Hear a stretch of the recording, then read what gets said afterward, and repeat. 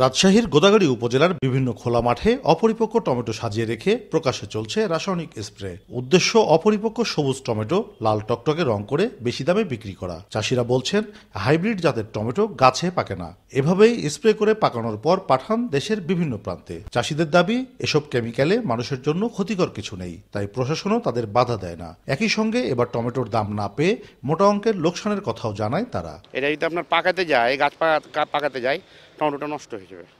তো টমেটোটা আপনার যখন পুষ্ট হওয়ার আগেই টমেটোটা কাঁচা তুলে রোদ দেয়, তো ওই মেডিসিনটা হরমোনটা যদি মারে, দেখা যায় যে 1 সপ্তাহ বা 10 দিনের ভিতরে আস্তে আস্তে কালার হয়ে যায়। এখানে হালকা মেডিসিন দেওয়া হয়, মেডিসিনটা স্প্রে করে রোদ্রে দিয়ে আপনার জাগ দিয়ে 3 দিন পরে ওটা পলিথিন দিয়ে উডাম করি, তারপরে আপনার ওটা কালার আসে।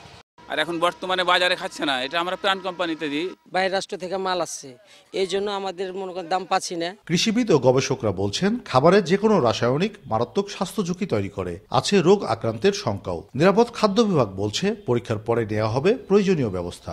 আমরা সরজমিনে সেখানে যাব খুব দ্রুতই। সেখানে গিয়ে আমরা টমেটোর নমুনাগুলো নেব এবং বিজ্ঞানসম্মতভাবে টেস্ট করে যে ফলাফলটা আসে সে অনুযায়ী আমরা ব্যবস্থা গ্রহণ করব। যদি কোনো আমরা নিষিদ্ধ রাইপেনিং এজেন্ট দিয়ে এটা পাকানো হয়, তাহলে সে ব্যাপারেও অ্যাকশনে যাব।